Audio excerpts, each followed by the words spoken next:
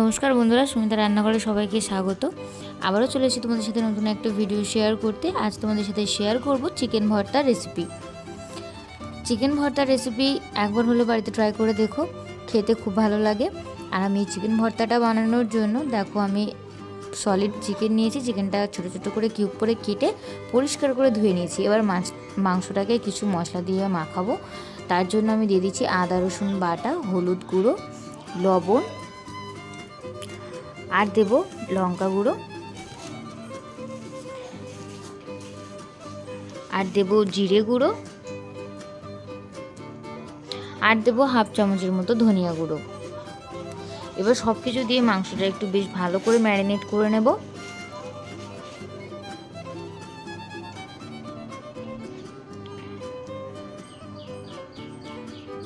এই চিকেন ভর্তার রেসিপিটা খেতে এত দুর্দান্ত লাগে, খেতে মানে খুব কম উপকরণে হয়ে যায়, খুব কম সময়ের মধ্যে হয়ে যায়, খেতে অসাধারণ লাগে। চিকেনটা আমি ভালো করে ম্যারিনেট করে নিয়েছি। এবার কিছুক্ষণ রেখে দেবো। দিয়ে আমি রান্নাটা করার জন্য কড়াইতে দিয়ে দিচ্ছি বেশ কিছুটা সাদা তেল। এবার তেলটা একটু ভালো করে গরম করে নেব। তেলটা বেশ ভালো করে গরম হয়ে গেলে আমি ম্যারিনেট করে রাখা চিকেনটা তেলের মধ্যে দিয়ে দেব।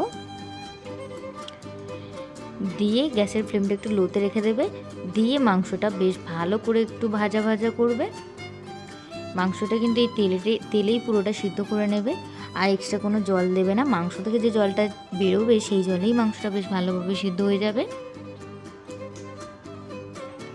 একটু সময় নিয়ে মাংসটা আমি বেশ ভালো করে একটু কষিয়ে নেব।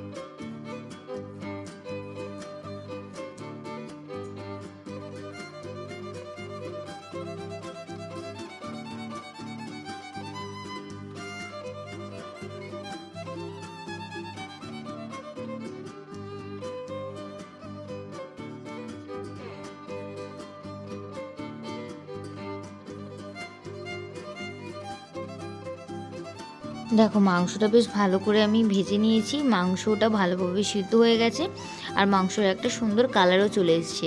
এবার মাংসটা কড়াই থেকে নামিয়ে কিছুক্ষণ ঠান্ডা করে নেব। নিয়ে একটা মিক্সিং জার নিয়েছি। এবার সেই ভেজে রাখা মাংসটা আমি মিক্সিতে দিয়ে জাস্ট জল ছাড়া একবার আমি ঘুরিয়ে নেব। নিলে দেখবে মাংসের প্রতিটা লেয়ার কি সুন্দর ছেড়ে আসছে।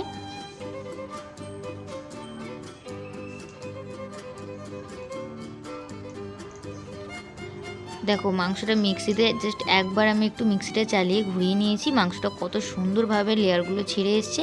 এবার আমি কয়েকটা শুকনো লঙ্কা ভেজে নিয়েছিলাম, সেই লঙ্কাগুলো ভালো করে ডলে ডলে মেখে নিচ্ছি। আর এই চিকেন ভর্তাটা একটু ঝাল ঝাল হলে খেতে বেশি ভালো লাগে। এবারে দিয়ে দিচ্ছি বেশ এক মুঠো পেঁয়াজ কুচি, আর দেব কিছুটা সর্ষের তেল।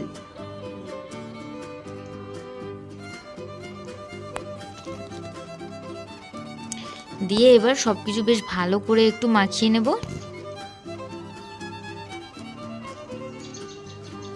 চিকেনের সলিড পিস দিয়ে তো সবসময় অনেক রকমের পকোড়া বানিয়ে বাড়িতে খেয়ে দেখেছো। একবার এইভাবে চিকেন ভর্তাটা বাড়িতে বানিয়ে খেয়ে দেখো। গরম ভাতের সাথে জাস্ট আর কোনো তরকারিই লাগবে না, খেতে জাস্ট ফাটাফাটি লাগবে। আর আমার এই ভিডিওটি যদি ভালো লাগে তাহলে like, comment, share and subscribe করতে ভুলো না। আবারও দেখা হবে নতুন কোনো ভিডিওর সাথে। ততক্ষণ সবাই সুস্থ থাকবেন, ভালো থাকবেন। ধন্যবাদ।